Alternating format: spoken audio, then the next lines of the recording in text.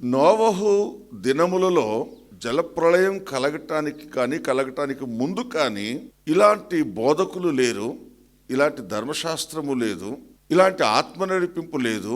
మనకు బైబిల్ అంతా వెతికినా కూడా నోవహు ఒక్కడే నీతిమంతుడిగా ఉన్నాడు కాబట్టి ఆ నోవహుతో మాత్రమే ప్రభు మాట్లాడాడు.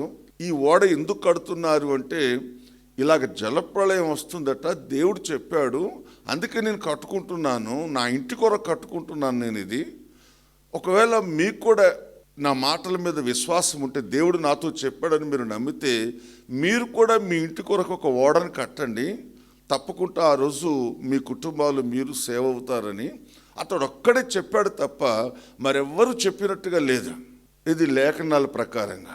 కానీ నాకు ఆశ్చర్యకరమైనటువంటి విషయం ఏంటంటే, యేసు రెండవ రాకడకు ముందు ఈ భూమి మీద క్రీస్తు పేరట కట్టబడిన సంఘాలు ఉన్నాయి.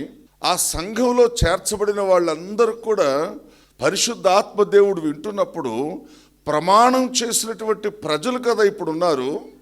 వీళ్ళంతా కూడా బోధించబడ్డారు, దేవుని ఆత్మచేత నింపబడ్డారు, ధర్మశాస్త్రం యొక్క ఆధ్యాత్మిక సత్యాలన్నీ కూడా వీళ్ళకు తెలుసు.